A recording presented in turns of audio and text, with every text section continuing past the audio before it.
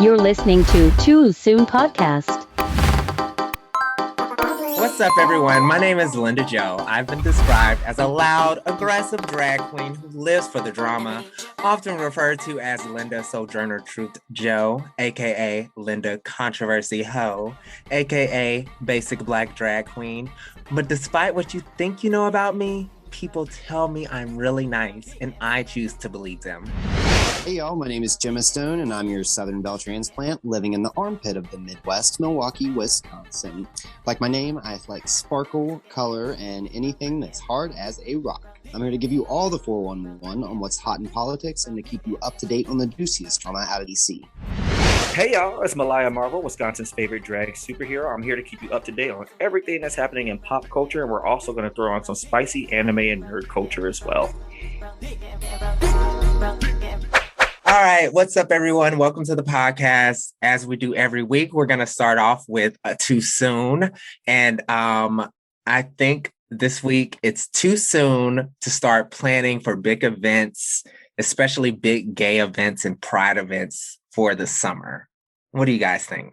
I agree. I mean, I do think it's way too soon. Joe Biden has said tonight that, we're hoping to have the country back to full capacity by July 1st. But I personally feel that is too soon. I mean, we see people, it's getting warm here now. We see people out and about and doing their thing, and it's people aren't being safe. I mean, it's still being recommended from doctors and scientists and people that really know what they're talking about in regards to pandemics, that we practice good social distancing, mask wearing, getting vaccinated. And I think it's going to be another year before we're completely out of this.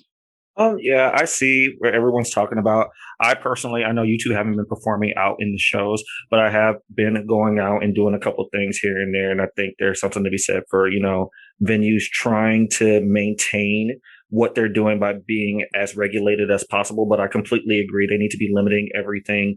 And they also need to be avoiding having events that are huge. Cause I know people are talking about pride, and also I do a lot of the anime conventions and stuff like that. And they're talking about, trying to keep those on track for what they've normally done in the past. But I think it's better that they move them forward. I know a lot of big events are talking about moving more towards September, November, but we might not even be able to do anything at that time. Yeah, I mean, I don't know. I think it is too soon just because even though we're vaccinating people at a very high rate right now and the numbers are down, we have things happening like Texas reopening and removing all mask mandates. In other states, I think Mississippi is also removing all mask mandates. And we really just don't know what the future looks like with the virus evolving or mutating. So I do think that it's cute, the idea of us really being able to return to a new sense of normalcy, or a restored sense of normalcy. But I think it might be too soon to start planning for big events this summer. I think so too. I think, Malaya, you said it earlier too. Well, Linda, you said it's cute. I absolutely agree with that. But Malaya, you said that basically what you said was that this, we still need to moderate things. And that's how we're going to beat this virus at the end of the day, is we have to moderate things. I mean, I don't want to be a stickler. I like to go out and have a drink every once in a while, but I wear my mask in between sips, and I try and I make sure I'm distanced, but I'm getting my vaccine and everything, but that doesn't happen often. And I think that's because I've been self-moderating, and I probably shouldn't have gone and done some of those things when I did them, but that's the choices I've made. So I think there's a lot to be said for mental health as well.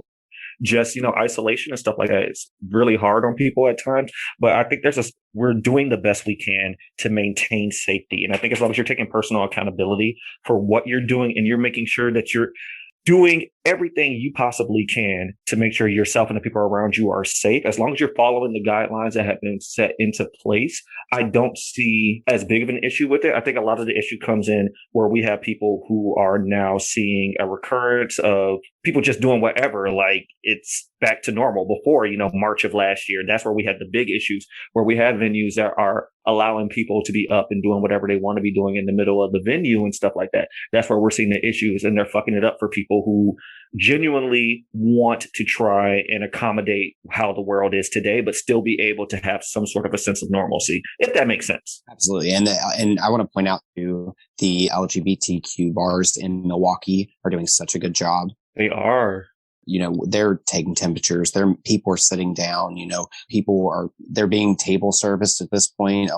It's really well done. So we should really commend them for the good job they've been doing. All right, that's been too soon. We'll take a quick break and we'll be right back with politics.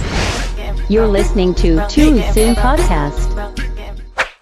Welcome back, everybody. It is me, Gemma Stone, and I'm here to bring you right back into our discussion this week on politics. Obviously, Joe Biden had a big address to the nation, and he has said in this address he is going to direct all states and tribal governments to designate all Americans eligible for a vaccine no later than May 1st. And this is according to a senior administration official. And it matters because this is a wartime effort to get the nation closer to normal, as he has said, in regards to the 4th of July. This announcement was made tonight. So it's really, we're listening to this live. Twitter is going crazy right now. Joy Reid called out former President Trump. She basically said, this is the response that Joe Biden is giving tonight that we did not have for an entire year of this pandemic. Mm-hmm. So what do you guys think? I think it's good to actually see some sane leadership. I think a lot of what we've seen in the past 4 years hasn't really made sense, especially in our response to any type of crisis.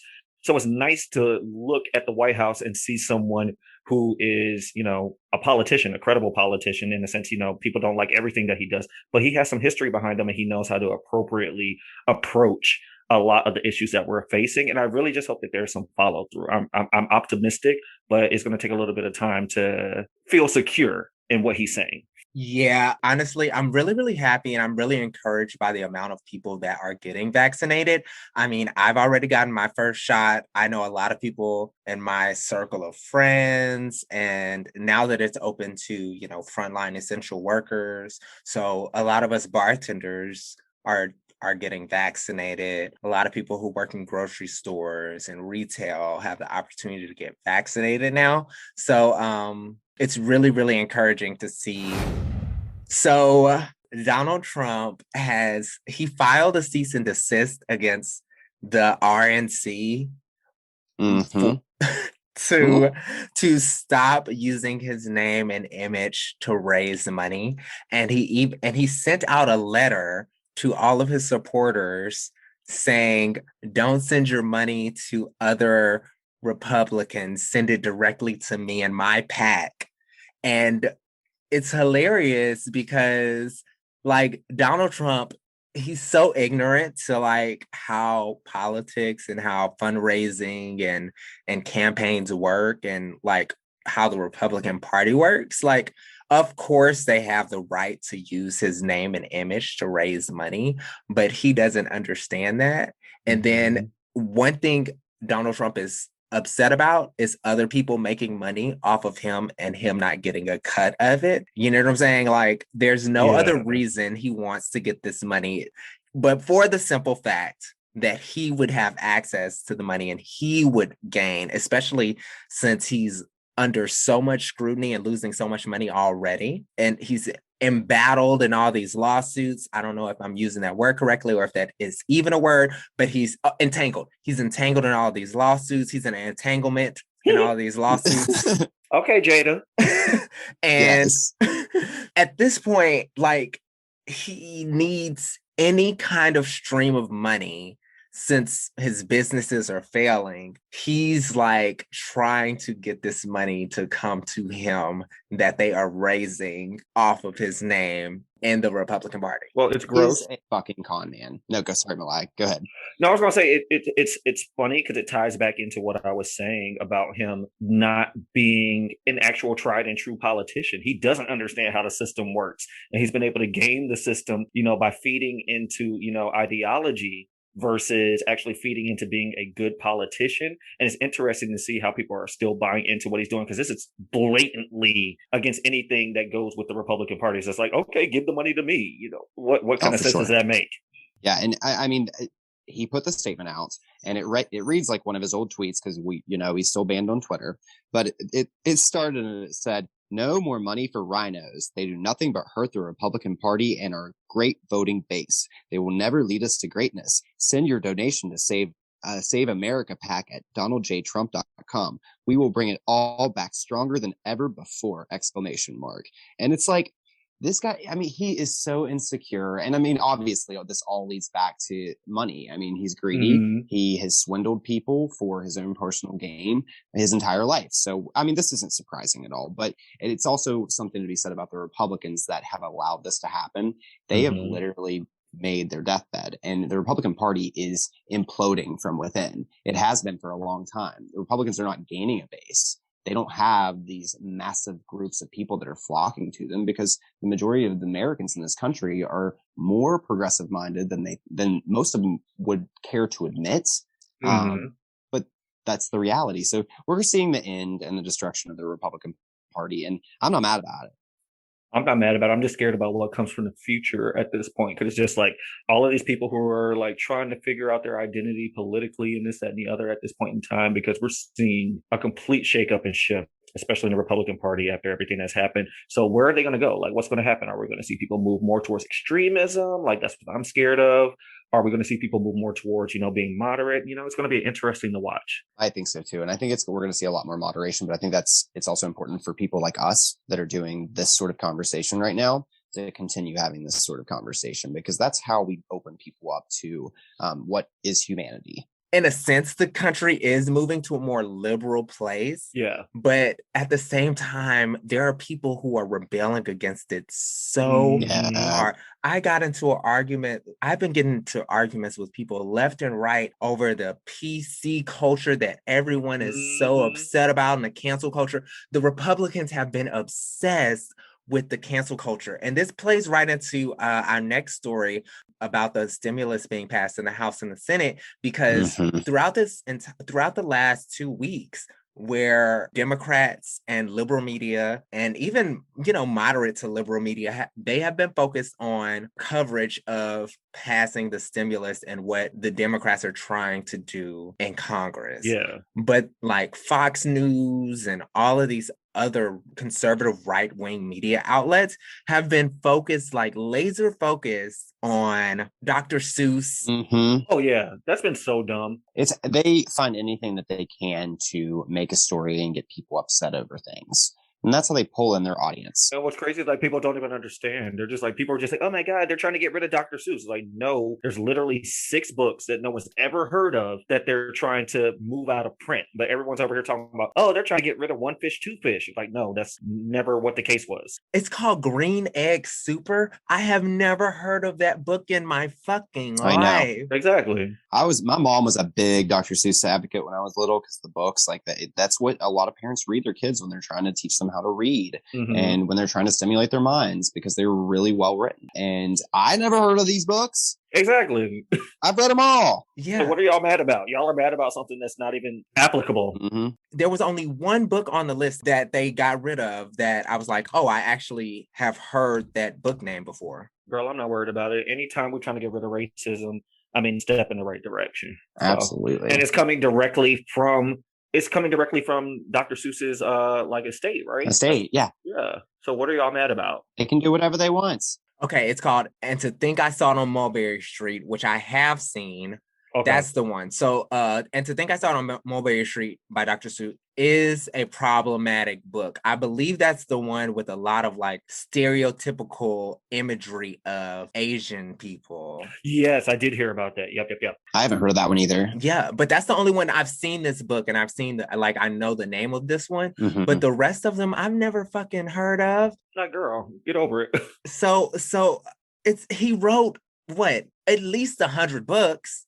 So I don't understand why people are so upset over the 6 that are racist, have clear racial undertones. And because anytime anyone can find something to try and take away from people outcrying about racism, they're going to attack things that they feel like are weak, and they can find a weakness in it and be like, it's not always racism. It's not always racism. So they can use that to try and discredit when we have other movements that are actually talking about racism that they don't understand. This is their way. Mhm. It's like gaslighting. It's their way of like being like, you know what, they make shit up, and it's not the Yeah. case. This idea of PC culture and why everybody's so offended by everything, it is like mind-boggling to me, because it's not that people are more offended. People are just more aware of the history and context of things that are offensive and problematic. Even if they didn't have negative intentions, it's the impact. And everyone has a voice now too. That's what people seem to be forgetting. They're like, "Oh, trans people didn't exist." It's like, no, my friend, you just never knew someone that identified that way. They have always existed. And now they have voices, and now you have to hear them. Mhm. I think it just speaks for people's moral compasses and, what is truly right and wrong, because, that we're all going to have some disagreements at the end of the day. But I mean, racism is wrong. Right. Phobia is wrong. Like, these are things that are they don't have any sort of positive redeeming value behind them. So, and more people are recognizing that now, but we got a big battle. And real quick, the other thing, I just have to talk about this because this is pissing me off, and it was a lot of conversation about it throughout the week. Gender reveal parties. Oh, bitch. I didn't even pay any attention. I was like, girl, let me just log out of Facebook. We can cancel that shit. People have been defending gender reveal parties as if it was like some sort of national historic tradition. Right. The shit just started. Like, you got to have a gender reveal party to have your baby registered or something. Like, what? Fucking stupid. People are just trying to get more free shit. That's all it is. There have been many people who have talked about how it reinforces the gender binary, how it's harmful to trans people, it's transphobic. And like, there's people now who still don't even want to accept the fact that trans people exist. I mean, right. What's her name? Laura Bobblehead in Congress. Is that her name? Is it Laura? Lauren. Laura Boebert. Lauren Yeah. Boebert. I'm mad you call her bobblehead. I'm over you. Yeah. Yeah, I like calling her bobblehead. We'll refer to her as that from now on. She she still doesn't want to accept the fact. There are people in Congress who don't want to accept the fact that trans people exist and that gender is not a binary. And like, it's so frustrating that that's what the conservatives are spending their time and energy on instead of passing legislation. Right. Like, girl, you gotta have something better to do. Yeah. I think it was like 220 Democrats and 211 Republicans in the House. That was the vote, the split vote when it went back to the House. Yeah. So it was very, very largely divided among partisan lines, which is just pathetic. And one Democrat voted against the stimulus. Crazy. And I get it. Like, there's things they didn't like in there, but they did not even attempt to. I mean, it was clear where it was going, and they knew that they didn't have the votes to stall it any further. But the fact that they would do this and put the American people up, but this is a very, very largely popular portion of legislation among the American people. People want this relief. Yeah. 59% of Americans want this to be passed. And that's like Republican and Democrat. So it has bipartisan support in the country. It doesn't have bipartisan support in Congress. Mm-hmm. Y'all supposed to be representing us. What's happening? Exactly. So do we want to elaborate any more on the COVID relief package, or? Well, it is the biggest social stimulus package to directly affect people who are in poverty or suffer from poverty in our lifetime. Wow. Mm-hmm. Yeah. So what people are really, really highlighting is the fact that it can cut child poverty in half and cut poverty as a whole by 1/3. Yes. So it's going to be so beneficial to people who are living in poverty. It's projected to lift millions of people out of poverty. Yes. Millions. And like the statistics about children who have to live in poverty, even for a short amount of time, how it can affect their education, their well-being, their future, their success. There's so many things that preventing children from dipping into poverty can help them achieve in the future, and that's just so important. And I just really I'm really glad that they were able to pull it off in such a divided Congress and such close margins, and only happened because we had the opportunity to do it in the reconciliation, because we we can't beat the filibuster right now. Yep.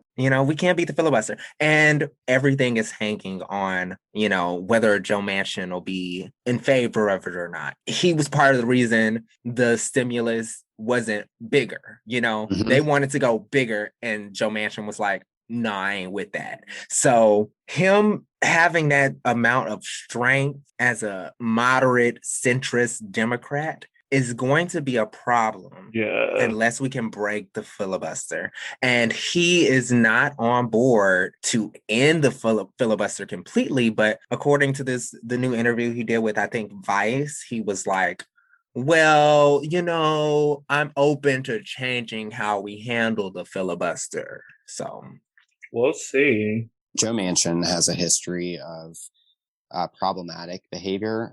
He was the governor of West Virginia when I was living there back in before he got into the Senate, and he has done some good for West Virginia. He is a moderate Democrat. However, there was some investigation that he had paid for the school that his daughter attended for her diploma, essentially. Same daughter went on to be CEO of Mylan Pharmaceuticals. And she's the broad that, you remember when the EpiPen price just jacked up? That's Joe Manchin's daughter. Wow. Yeah. So and then he's also been under scrutiny for creating a position in the governor's office in West Virginia when he was the governor, specifically for his wife, and using taxpayer funded dollars to pay her salary for this I can't remember what the position was. We love to see nepotism. It's very much so. So, I don't have a whole lot of respect for Joe Manchin. No respect for him. And that's the thing, it's like, he's in a very unique position where his state, he was elected to a state where they're not hyper liberal. They have a Democratic senator, but he's allowed to have those things because there's no pushback from the Democrats in his state. He's allowed to be Democrat light. Absolutely. He's very Democrat light. Yeah.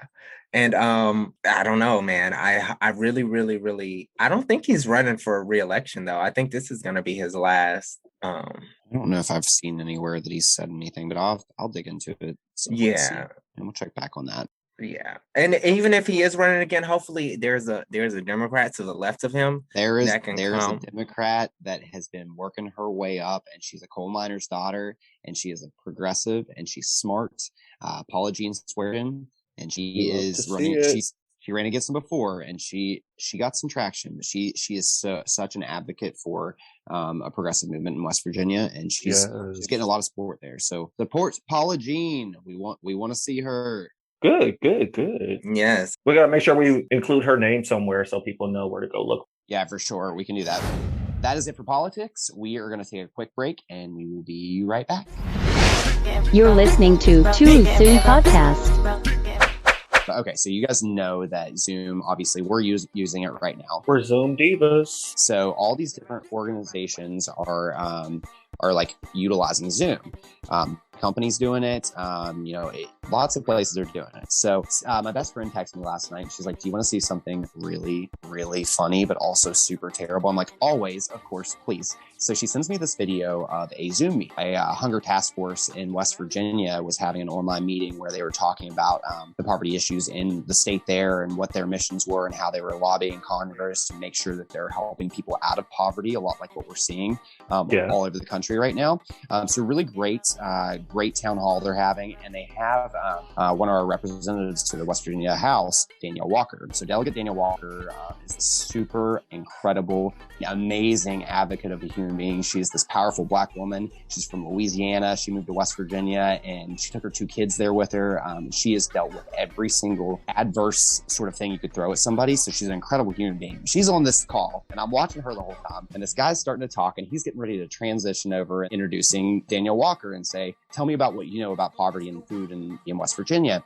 And as soon as he starts transitioning, someone, and this is where Zoom gets a little tricky, there's these things called Zoom bombers, and basically there are people that just kind of hide out in Zoom, like they'll hide out in the background of Zoom meetings, and they'll just go into random meetings and they'll do something to like disrupt the meeting.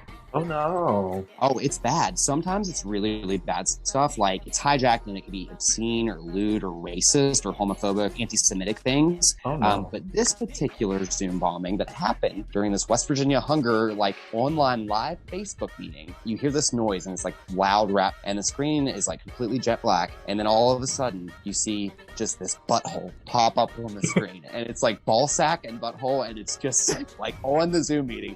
And Danielle Walker is sitting over in the corner of this meeting and her hand just covers her mouth and everybody else is like, what's going on?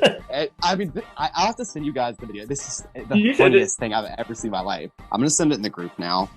You'll have to watch it later. I wouldn't recommend watching it right now, but it is hilarious. I'm definitely going to check that out. Definitely check it out. Okay, so people are basically like jumping into Zoom meetings and disrupting it because they can. And they got to shut the meeting down. Oh, they have to shut because they couldn't kick them out? Well, sometimes they can't, but then sometimes they just leave. But then you think about it, something like that crazy happens at a work meeting. Like, what do you do? How do you function for the rest of the meeting? Right. I would be laughing my ass off. I'm not even gonna lie. And a lot of them they were like, oh my God. I mean, it was a big old butthole and a ball sack, just like twerking at the camera.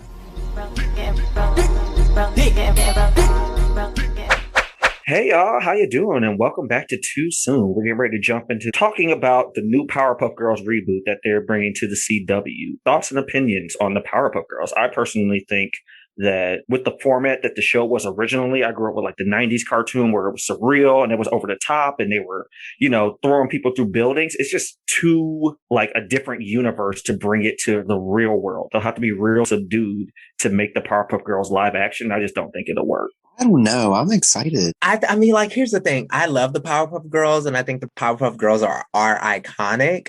But for me, in my head, I think that it only works as a cartoon because it does, like, they're little girls. They're like they're small. Mm-hmm. I don't see how it could work in a live action situation that makes sense with the things and the way that the characters moved and their powers and stuff. Like, it's just like, I don't think this is going to work. I don't think this is not the tea for me. I know we were looking at the cast and they're cute. They're very pretty. Yeah, the cast looks cute, but when you stack them right on top of the cartoon characters, it kind of doesn't. My thing is like, sorry, not to cut you off, Linda, but the thing that really pisses me off about it is the villains. Like, the villains made Powerpuff Girls. Like, they had so many iconic villains, and I just don't see how they're going to be able to translate, say, Mojo Jojo or him, or even like Sedusa, who was one of my favorites. Like, how are you going to translate that to live action? That's going to be really awkward. I think they're going to do it like Scooby-Doo. That's what I heard too, actually. But Scooby-Doo was trash. I mean, the live action Scooby-Doo was not the tea. Probably not going to be good. I think we can all agree on that, but I don't know. I'm excited to see it. Like, we were reading about these girls, and I don't think I know any of them, to be honest with you. Yeah, I think what we were talking about, like when we were discussing it, I was discussing it with a couple people. Like, something that could work is like them being retired from crime fighting, which I think is more the route they're going to go, and then dealing with the trauma of being like childhood superheroes and super celebrities as kids, but now they're like trying to go back to a world of normalcy, and just like how they navigate being young adults who have had this past. And sorry, go ahead. Oh no, I was just wondering, what are they going to do with the professor? Mm-hmm. But it says that this article I was reading, it says that it follows them, and they used to be America's like pint-sized superheroes. Now they're just disillusioned 20-somethings who resent having lost their childhood to crime fighting. Mm-hmm. Will they agree to reunite now that the world needs them more than ever? I don't know. It sounds a little corny. We'll see. The idea is lit, but I would still rather have it as a cartoon than a live action, because you can do so much more with a cartoon character than you can a human. Oh, for sure. And, like, I mean, it's not going to be Avengers. I mean, we're drag queens, so we can transform ourselves. Oh, yeah. Maybe they're going to put them in drag. Oh, we did Powerpuff Girls at one time, Linda. You remember that? Yeah, cute. we did. But also, it was a drag show. You know what I'm saying? Like, that's not the same thing as a blockbuster movie. Yeah, and this is it says live action reboot TV show. So like, how are they going to keep telling the story in the live action form? I don't know. Girl, I don't know. So they have for the cast Chloe Bennett, who was apparently in Agents of S.H.I.E.L.D. I didn't watch that show. I watched a couple episodes. It wasn't all that. She's going to be Bubbles. No, not Bubbles. What's the Buttercup. Buttercup. No, not Buttercup. The other one.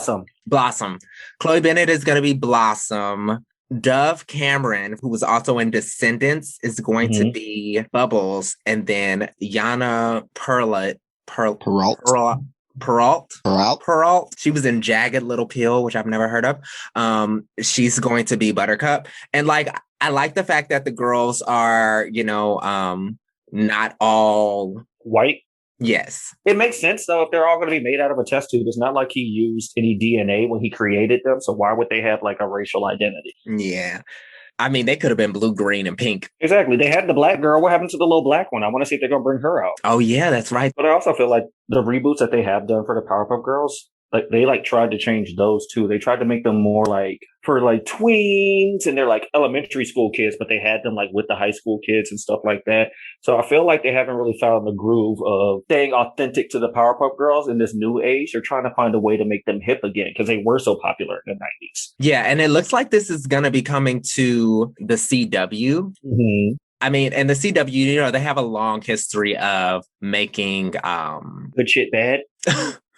No, they have a long history of making shows about animated characters into live action. The Flash, Green Arrow, Agents of S.H.I.E.L.D. Some of those shows had good runs too, True. They did. Yeah, I will say I really did like The Flash and Green Arrow, especially the first 4 or 5 seasons of Green Arrow or Arrow or whatever.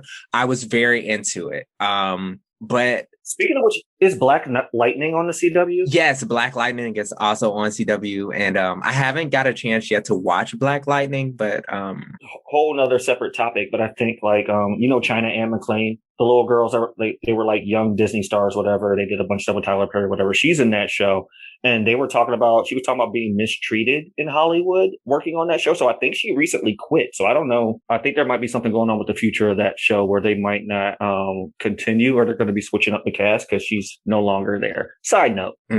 Well, am I surprised? Not really. No. But yeah, well, we'll see what happens. I don't know. I don't see a release date. I don't know if this is starting in 2021 or if this will kick off in 2022, but we'll keep our eyes out and we'll talk about it again once they get ready to air it. I'm going to watch it. Even if I think it's going to be bad, that's one of the ones I'm going to watch because I just love the Powerpuff Girls. I'll watch the pilot. Let me know if the rest is good. Yeah, we'll watch it and see what happens.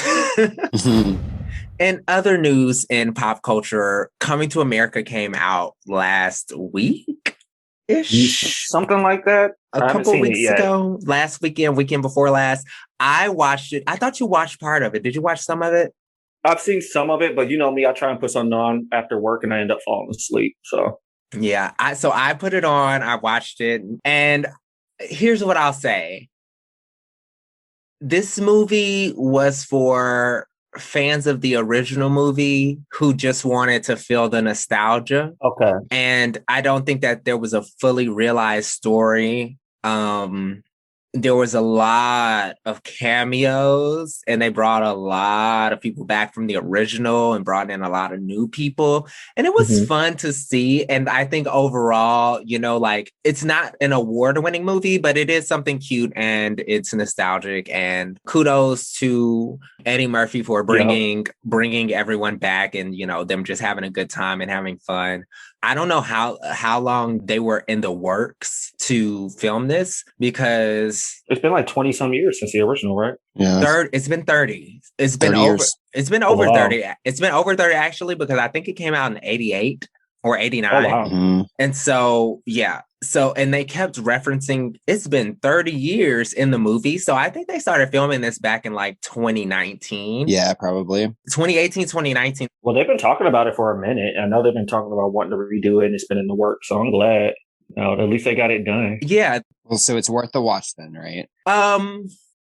If you've seen the first one and you really want to see these characters again, it's worth the watch. Okay. For sure. If you is it as funny as the first one? Absolutely not.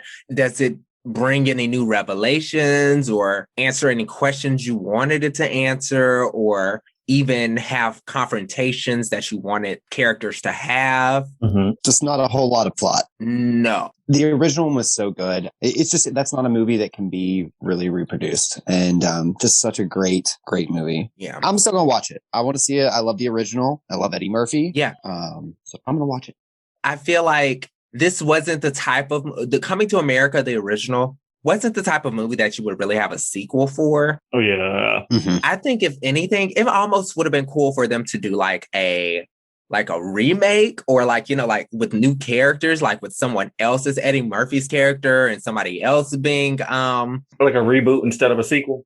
Not even a reboot, like a remake. Okay. Just like total remake. Yeah, like a Hollywood remake with new actors that are fun and young and funny. Yeah. And the guy that they picked to be Eddie Murphy's son, I don't know the actor's name. Jermaine Fowler. Yes, it's Jermaine Fowler. I think that he wasn't a strong enough actor. Oh, that's unfortunate.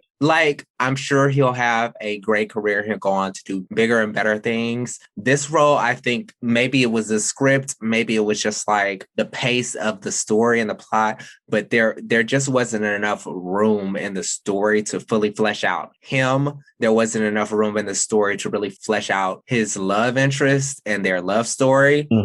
Overall, I'll give the movie a 2 because it was cute, but I don't think that the movie was groundbreaking in any way. Not the way I've heard, I follow the Breakfast Club and I go by their word on a lot of stuff, especially when it comes to Black culture. And they were talking about how, Coming to America is a lot of people's favorite movie, especially when it comes to the culture and stuff. And they just didn't do it justice. So, I mean, they're it's cute for a taste, but it's just the legacy, they could have just left it alone. For sure. Well, that wraps it up for pop culture. We'll be right back with our interview with Persephone Diamond. Love her.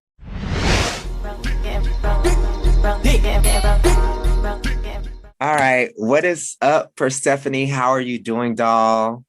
Hello. I'm good. How are you? I'm doing wonderful. It's so great to have you on the show. And I feel like this is the perfect time to have you too, because we're getting back into spring. You're starting to take some gigs back. You just started hosting over at Tits, and you brought your show Homies back. Yes, I'm so excited. I literally just started. I think we've only had 2 shows. So these last couple months, and then we're doing it every single month. And you used to have Homies back in Madison at 5, or I think it a 1 before the whole. Yeah, there was only one show. I had my last. It was actually the last show that I ever hosted at 5. Oh wow! It was my homie show. I mean, the show looked great, and despite any of the shit that happened after the show, which we can maybe talk about later, the show looked amazing, and I'm so excited that you have it back at Tits now, and I can't wait to come and see you. Yes, it's gonna be amazing. I'm so excited.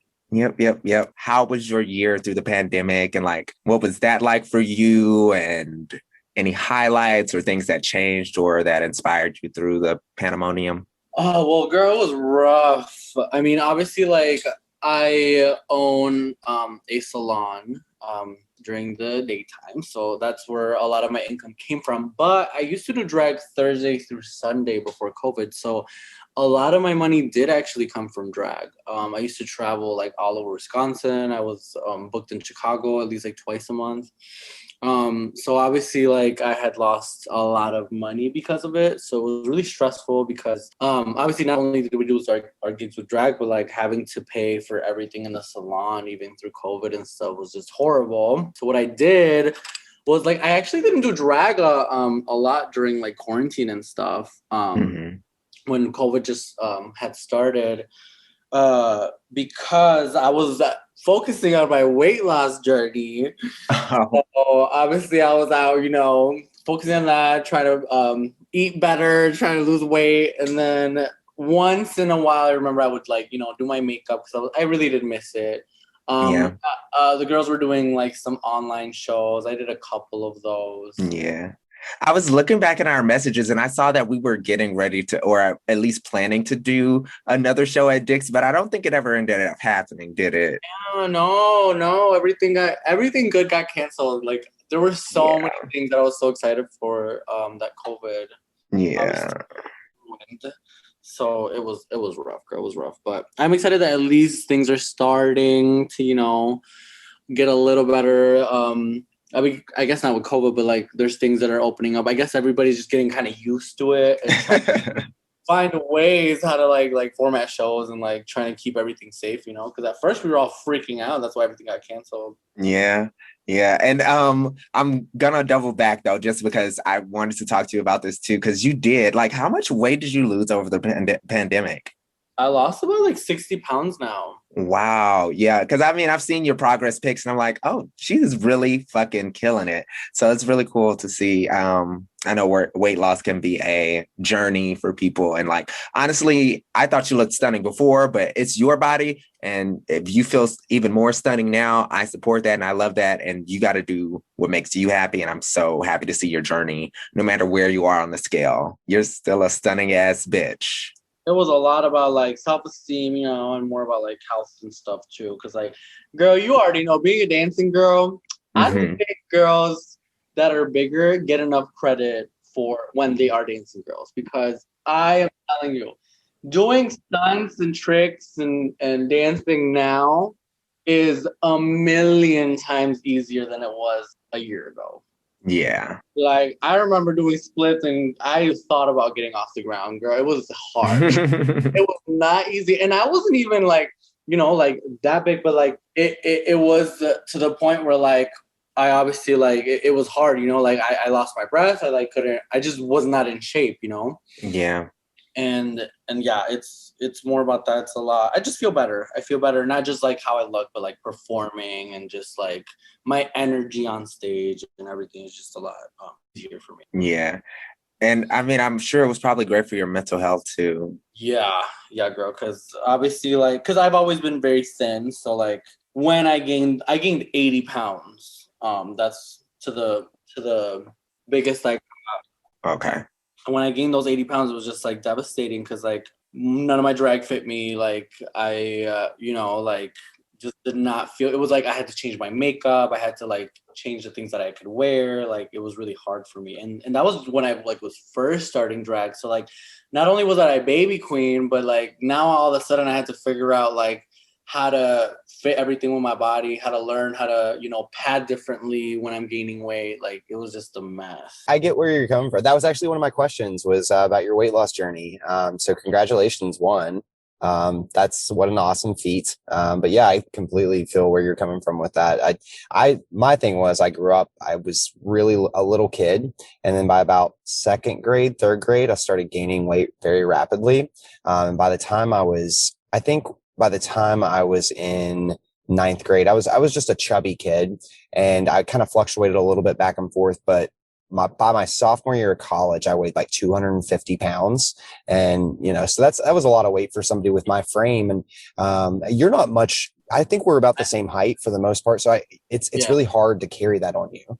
But yeah, it's just, wow, how much better you feel and how much, more whole your life seems to be when you are taking care of yourself. So it's, congratulations again. Yeah, it's funny that you said that because awesome like thing. people really don't realize it. Like when you're shorter, it's a lot more like obvious. And like I lost about 60 pounds, but like I gained a lot in muscle because I work out a lot. So it might not sound like that much, but like the way that clothes fit me, I dropped like I was an extra large and now I'm a small. Like I dropped a lot of size. Or sometimes, double. But in drag and stuff too, like it's funny. For my crowning, the club crowning that I just did for club, I was going to buy this dress that I had tried on about 2 years ago, and the reason why I was gonna buy it from this girl is because I remember when I tried it on, it was so tight, like it didn't fit me. That's why I couldn't buy it. It was this beautiful Eddie Couture gown. It was a beautiful pageant gown. And I was like, oh, hey, I should ask her, I think it could fit me now, obviously, because I lost some weight. It would be perfect. Tell me why I tried it on, and I was swimming in it. It was so big on me. Oh my God. Like, it doesn't, yeah, like you don't think about it because it's like, okay, I lost 60, like that's not too much. Or even there's actually some people that will tell you, like, oh, that's not that bad. Like 200 pounds is not that much. Like, but girl, yes, it is. Like you really do see a big difference. You feel a big difference, like in how everything fits you in drag. Like it's crazy. Yeah. Especially when you're short. This one's a good one. Persephone, how does your Mexican heritage influence your performance style, like folkloric dancing, and how has it been rising up as a drag star in a predominantly white scene? So when I started, it was really difficult because I mean, the way that I came in, I started performing with the girls at Latin Night. And what the girls at Latin Night basically said right when I started was, hey girl, there is two choices that you have here. You can either be Mexican and just stick with Latin Night, or you could do American songs and then do all the other shows. And I was like, okay, and that obviously scared me. I was freaking out. And obviously, like, it wasn't them being like mean or anything, but it was them genuinely like how they felt, because, or how at least people made them feel, because they felt like they couldn't bring their, like, our culture or our music to the other shows. And I quickly found out that it was because, yeah, like it wasn't really welcome. And like in a lot of shows, yeah, you would get like, obviously they let you do whatever you want. You can send in your music, but I got a lot of comments. I got a lot of things like, or like even suggestions. Like I remember like they would book me and be like, hey, but like, can you do some English numbers? Or, oh yeah, like maybe not Spanish numbers, or, you know, things like that. Or can you send them another mix that doesn't have Spanish? Like I would literally get this when I started. Oh my God. I was like, at first I was like, you know, I believed it. And I was like, you know what? Like if I want to be booked, and hey, I was a baby queen. I just wanted bookings. I want to get out there. So I was like, you know what? Like I'm just going to do whatever the hell these girls want me to do, you know, and you know, I'm just going to perform English songs. And I kind of started to, but then after a while, and the funny thing is, like that whole first year that I started doing drag, I would basically only do Latin Night. When I started doing American shows, like I wouldn't do folklore at all. I didn't do Folklórico, I think, until I started competing in pageants, because I was scared, because like I knew that, you know, like Spanish numbers weren't so welcomed. And I was like, well, how are they going to feel when I come out in a traditional, you know, dress and come out with something that I know that no one really here does? So I was very scared to do it. But after I was like, you know what, after, you know, just like realizing that what I did is my folkloric was just something that I loved. Like when I did it at Latin Nights, like it just felt right. It was something I'm so passionate about. I've danced folklorico since I was like 5 years old in Mexico. And I was like, you know what, at this point, if they want to not book me after I perform a folklorico song in their show, then you know what, that's not a show that I want to be in. So I'm just going to do it. And I started doing them, and girl, whenever I do my folklorico numbers, I'm telling you, they are the most tipped numbers of the night out of everybody. Yeah, because you're so talented and it's so good. Absolutely. I really appreciate that. And honestly, like it's amazing, because like not only is it something that I love, but like just something that like when people do appreciate it and like, you know, like tip me or compliment me on it, like it's just amazing, because like you feel like you bring at least like some part of your country with you here. And when you miss it so much, and when you miss your family, when you miss your heritage, like it just you know, makes you really sad. And it's just like so fulfilling when I can do that, because now everyone in Madison knows what folklorico is, and most girls didn't before, you know. So yeah, it's just amazing.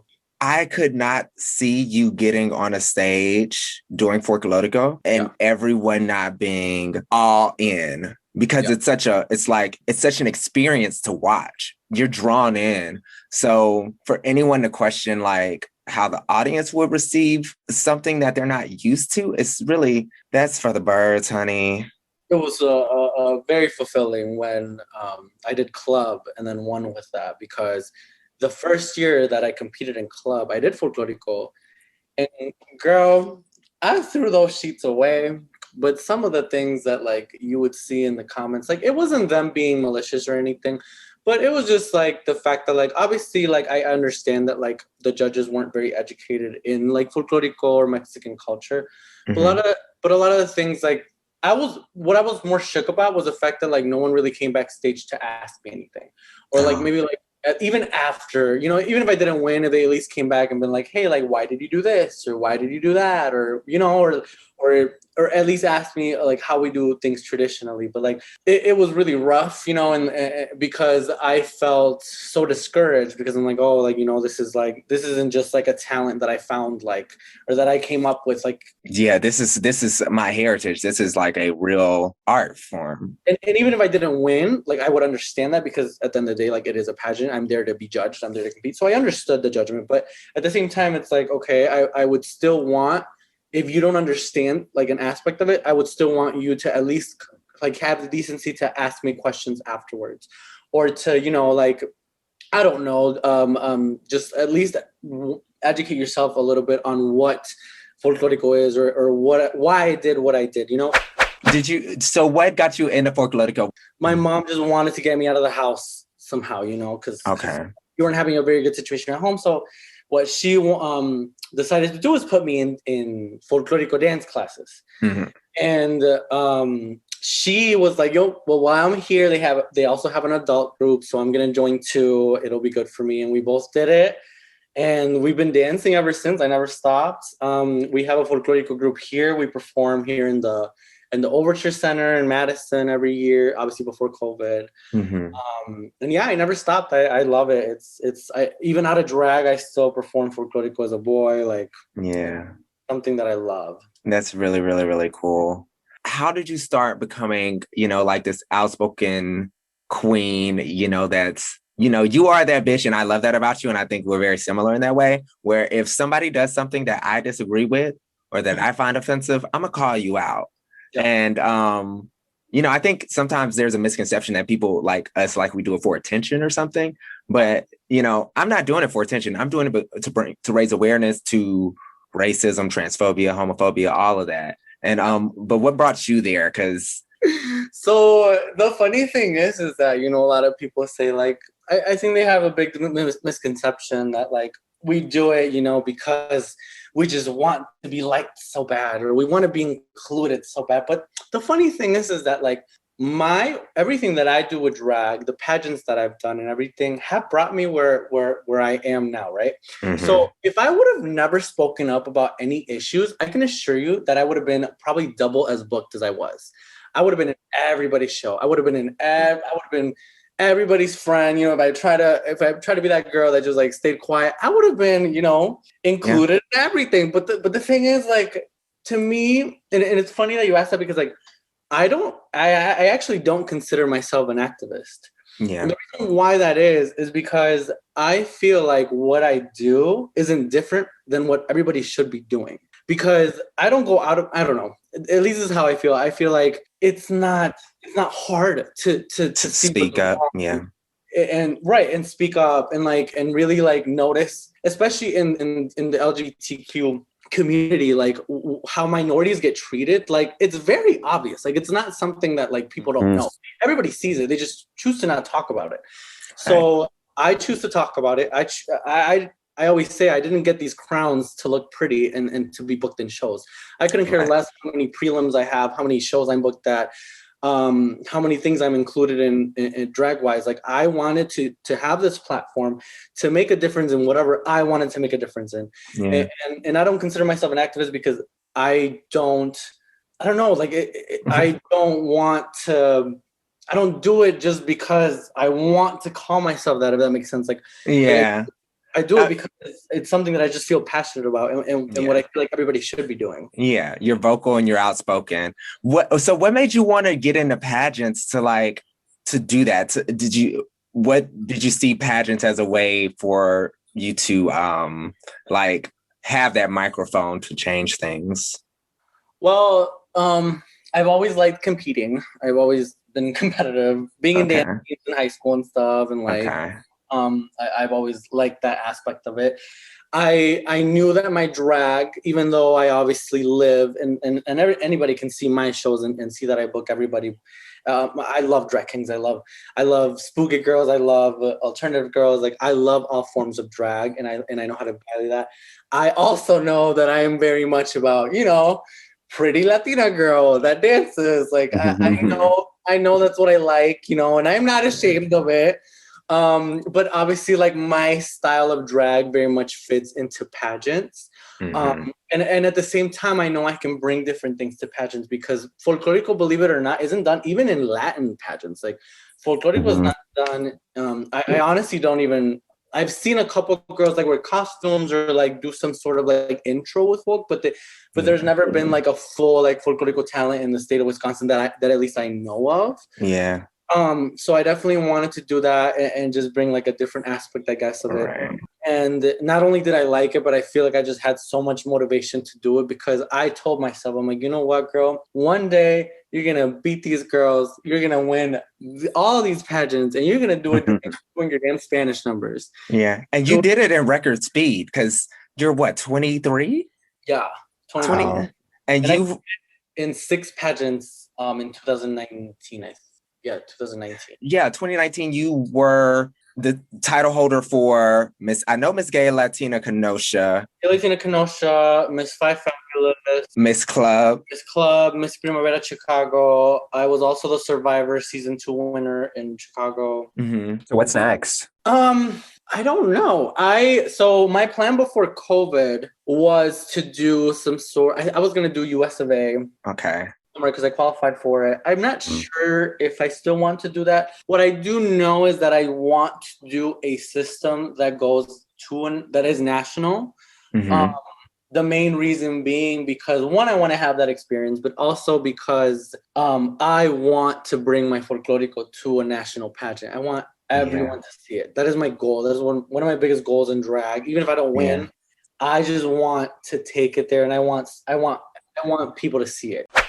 You may have asked this already, but when did you start? Like, what got you into drag? I mean, was it dance or was there something else? My best friend, her whole family like is super supportive of Latin Night at 5. And one of the drag queens that was competing for Miss Gay Latina Madison had asked her, because she knew that my best friend was in the dance team with me. And she said, oh, hey, like, do you know anybody that would be willing to be backup dancers? And she's like, oh, yeah, like I have a dance team. Like I can ask some of them. And she asked me to do it. I was like, oh my gosh, yes. Like, and that was when I first came out. So I had never even been to 5. Like I had never, like, I didn't know any gay clubs. Like, and so I was like, yeah, sure. Like, let's do it. And so, we danced for her, and right away, like, oh my gosh, I went backstage and I saw the jewelry and the makeup and the hair and the dresses. You saw just like, I have to do this. I loved it. By then, I had not gone to cosmetology school yet. I was working at Sephora, so I already loved makeup, and I obviously loved hair. I wanted to go to cosmetology school, and I was like, and I love dancing. I'm like, this is literally everything I love into like one thing. So I wanted to get your perspective because we talked about Black people not wanting to get the vaccine. How do you feel it is in like the Latino community, especially like for immigrants with like trying to get the vaccine for COVID? Yeah. I think it's definitely scary. The Latino community most of the time just wants nothing to do with the government or the country. Right.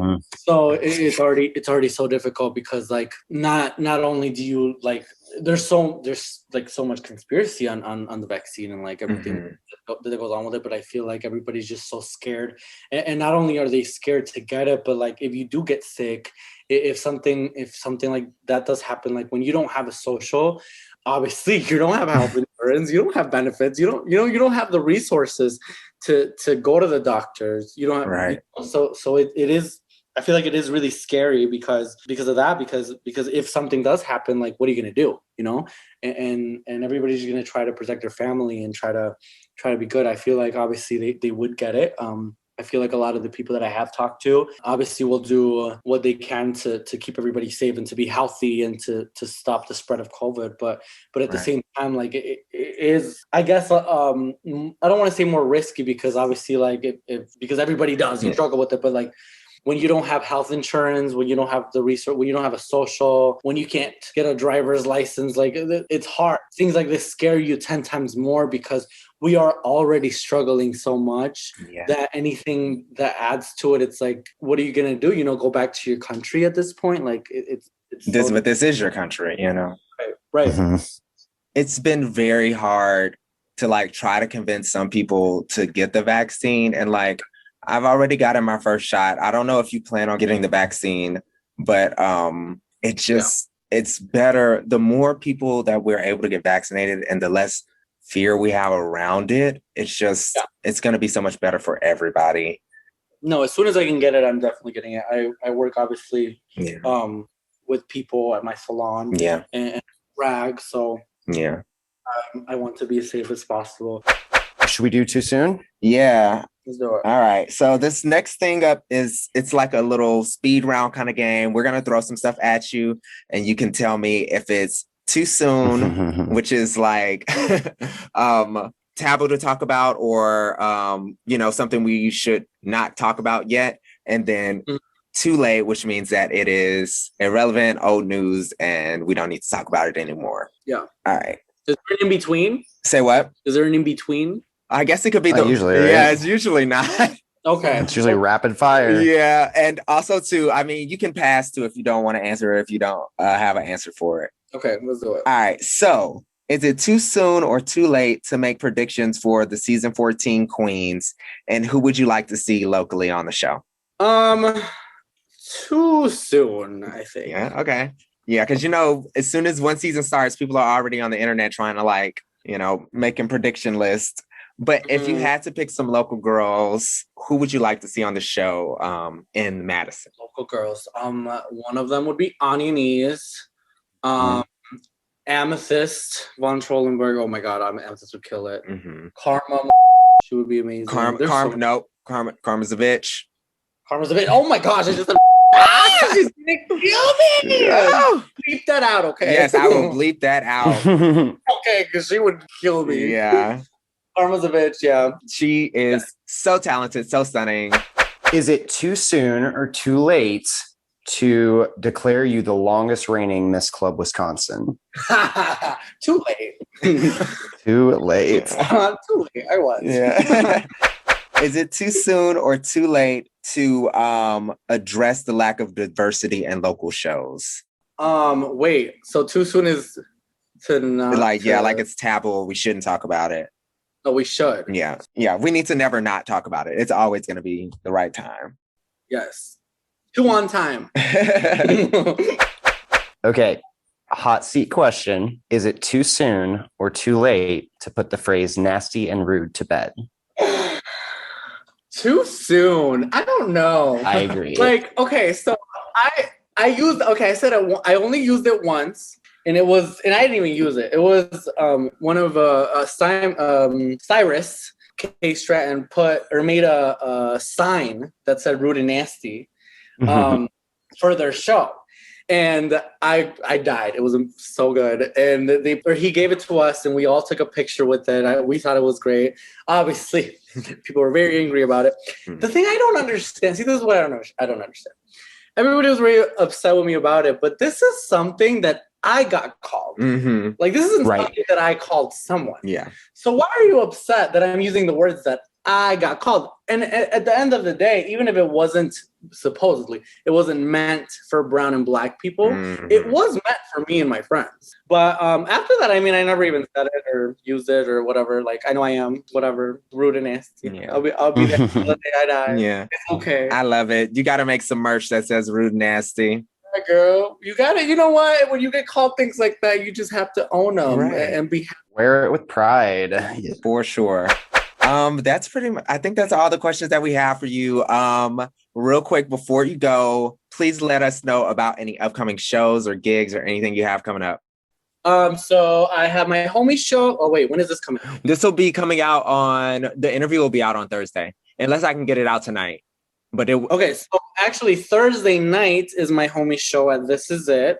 So hopefully, obviously, it's a new show, so I'm trying to promote as much as I can. I'm trying to get as many people in the seats as possible, because obviously the Thursday night, I'm not super familiar with the Milwaukee scene yet, so it's hard building your audience up when you're starting as a new show director. But I've been so happy with the crowd.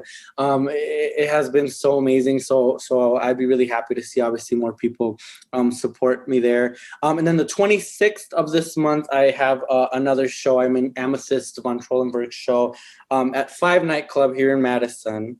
That's pretty much it for this month. I have a couple of virtual shows next month coming up. 5 Star Teas hosted by Mercury is starting again. I'm going to be in their 3rd show with that. I'm also in Charm School at This Is It, April 14th.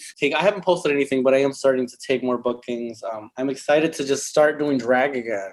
Yes. Yeah. Where can people find you on the internet? Where do you want to be found? So you can follow Instagram. My Instagram is glamcholita. That's where I'm mostly active in.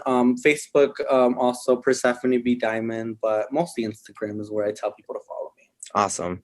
I'm also on TikTok, glamcholita. Follow me. Oh, nice. I think that's it. Thank you so much. So glad you were able to be here and talk with us. And I'll try to get this episode up tonight. So we'll see. Fingers crossed. Thank you so much. I love this. Linda, what are you doing Thursday? Thursday, I don't have any plans. So I think we'll probably... You want to go to the homie show? Yeah, I think we'll be at the homie show. Yes. Yeah. Oh, I would love that. Yeah, that'll be so much fun. We will be there. All right. Thank you so much. Thank you, Persephone. Thank you. Love you. Bye. Too soon. All right, we're coming back in and we're going to jump into Too Late. And this week, our topic for Too Late is with the royal family. And do we think that it is too late for the royal family to be trying to clean up their racism that has been exposed? Absolutely. It is too late. First of all, there was people who were acting surprised that the royal family was racist. And it's a long history of racism in the royal family. So I really don't understand why people are surprised. And you know me. If it's white people, I ain't never surprised. Exactly. Even if they're let's say this. We all know that people, you don't have to say racist things, even though most of them have. To be a racist, you can have racist actions. But let's say for hypothetical purposes, they hadn't said anything that was overtly racist out loud. It was all over the British tabloids. And the British tabloids there are like, that's people's main source of news. And they did not defend Meghan Markle or Harry one little bit. And when it came to the tabloids, they're not living under a rock. They know exactly what's being said in the media. It was just heartbreaking listening to her talk about how at separate points in time, herself, Harry, together, they went to the administration that runs the image for the royal family. And apparently they have huge connections with the tabloids and they host them at the palace to try and make these connections. And they told them repeatedly, oh, this is just what happens. This is what it's to be a royal. We can't do anything for you. So it's like, Bullshit. It was blatant. There were different levels of expectation for different members of the royal family. And I think that's where a lot of their frustrations came from. It's just really sad because Meghan Markle too, during that interview, she talked about how she'd had suicidal thoughts. I mean, that's serious. Like, come on, you're fooling with somebody's mental health and their well-being. It's gross. So sad. Did you see the response from the royal family? It kind of, to me personally, it felt like a little bit of gaslighting because it was just like, we acknowledge that things could have been said or some things may have happened, but we think that, the Duke and Duchess have their recollection a little bit. It's not quite exactly what happened, but maybe something had happened. What the statement said was that the whole family is saddened to learn the full extent of how challenging the last few years have been for Harry and Meghan. The issues raised, particularly that of race, are concerning. While some recollections may vary, they are taken very seriously and will be addressed by the family privately. Wow. Yeah. Girl, that's. I'm going to say this as frankly as possible. That's white for saying we know we did it, but we're going to prove that we didn't do it. That was like a proper English Trump tweet. There you go. Truly. And then, so they, Prince William, they caught him somewhere walking and they stopped him and they asked him about what was going on. And he had the audacity to say, we are very much not a racist family. If you have to tell people you're not racist, you probably are. And I really honestly don't know who he was talking about. Because I'm going to say, y'all whole dynasty lineage history is built on racism. Let's not forget how y'all went around the entire world and maybe y'all didn't do it personally, but the institution is built on racism. So how can you say that? Yeah, there was another guy who came out and said, the monarchy has done the most for Black people or people of color or something. They've done so much for minorities or something. And I was just in my head trying to think like, what did they do? Wasn't it the British? Wasn't it the British colonies? Oh, you right. And didn't they have slaves? Well, I mean, it was a lot of different countries, but they were the ones that were, we don't know what racism is. We just invented it. I mean, it's just incredible because you look back at look at how they kind of reacted to Princess Diana.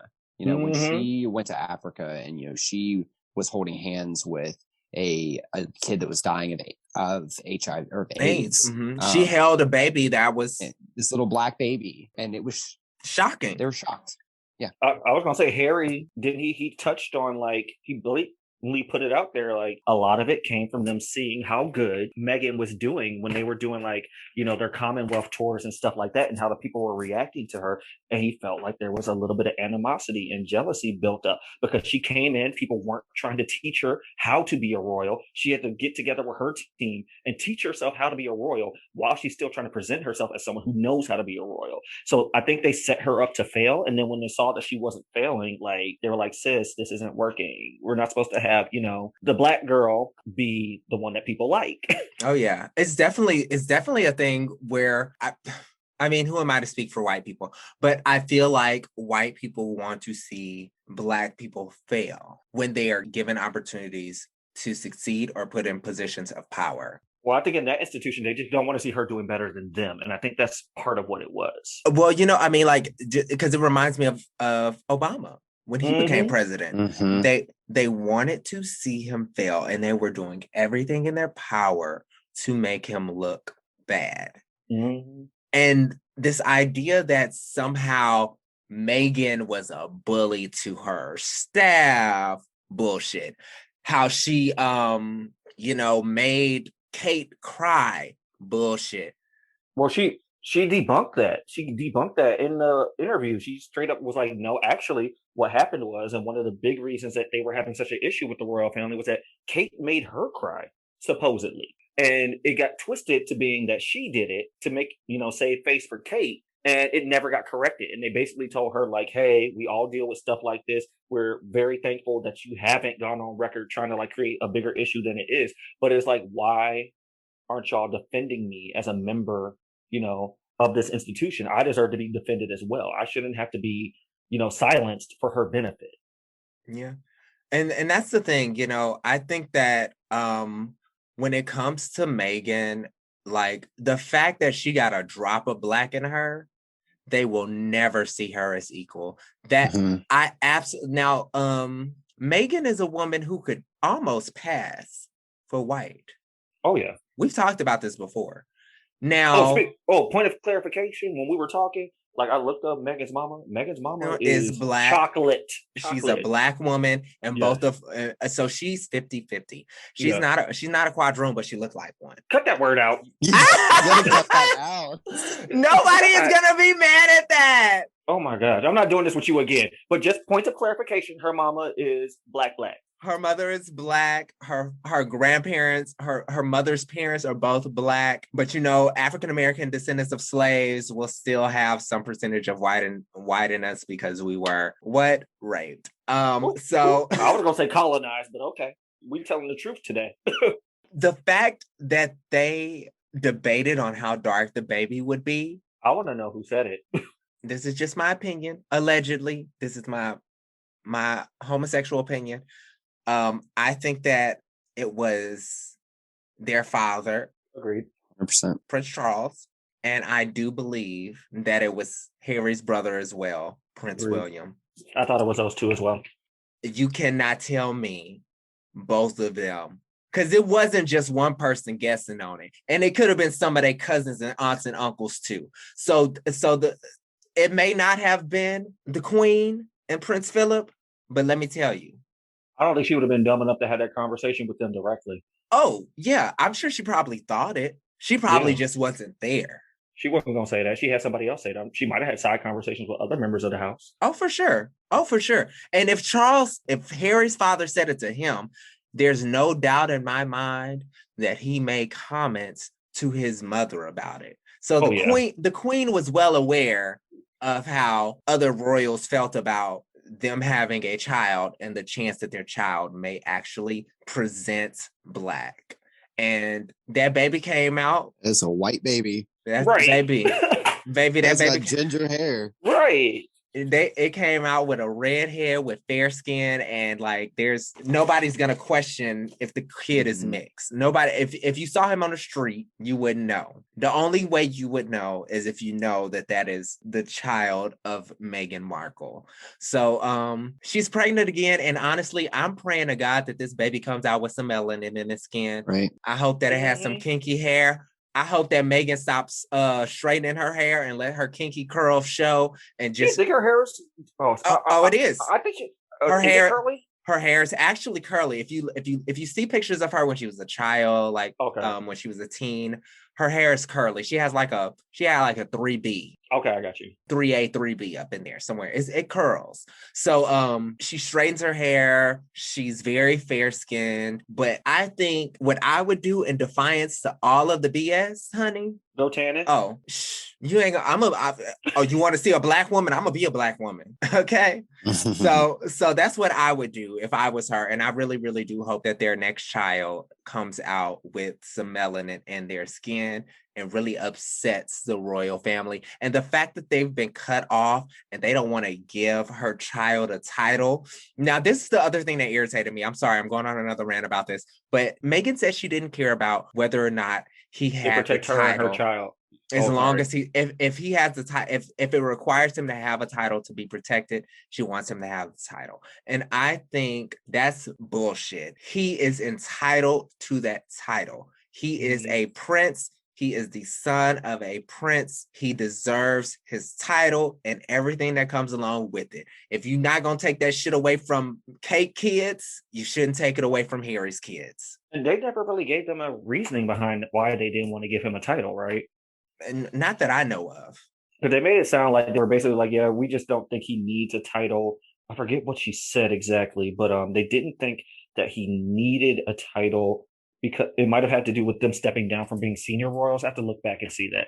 But I know that was upsetting to me. And just the fact that this is your flesh and blood family, however you want to feel about it. But even if you're not going to give them a title, you don't want to give them protection. They are easily in the top like 1% of the most famous people in the world. And you just like told the world where they are. But then on top of that, you're going to be like, hey, you know what? No more security detail. Good luck. No money either. It's like, what? I don't even know how to feel about it. What I do know is that I'm upset about it. What I don't know is what the answer is, but I just really wish the best for Meghan and Harry. And I really don't like the jokes and the memes because that's another thing that's kind of been irritating me. Now, I do enjoy the memes. I've been doing them, I ain't gonna lie. With Oprah, but people trying to make light of Meghan's situation or make it seem like, oh, well, she's rich and famous. And that pissed me off. I saw some people, that's what's irritating me. It's like, just because she is married to a prince and like he may be well off or have a lineage or whatever or be royalty, that doesn't mean that things for her are not difficult. What kills me though is just like the people who didn't understand the context of the interview. They didn't even take the time to do any research about the interview. And, you know, even people in our own community, they're out here popping off on social media talking about, oh, rich people problems. And then you call them out about it. And then they're just like, well, I'm sorry. I didn't get the context of the interview. I hadn't watched it. I didn't know what it was. And it's just like, it usually ends up being people who are culturally clueless, who aren't in tune with a lot of, I know Black people are paying attention to it. It's a lot of white men saying, oh, well, it was just the meme or it was just a comment. I didn't know. Like, you should have known before you opened your mouth. And now you can take this virtual spanking. I only saw one white person that I know post something about it on Facebook, and then they took it down when they got read for filth.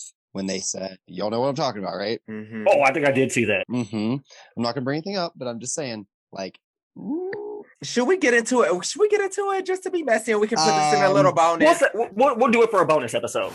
And we were going to talk about Stacey Dash But I'm gonna just say it's too late for the bitch to try to be black again. And it's been too late. It's been way too late. Stacey, baby, pack it up, sis. We don't want to hear it. You can stay over there. Go get your cousin. Okay. Get your cousin. Sis, we don't want to hear it. You can take your ass right on back to Fox News and sit down and get comfortable. Bleach your skin. Do whatever you need to do to fit in. Because we don't want to hear it. Sunken place. She said, I was in the sunken place. I am sorry.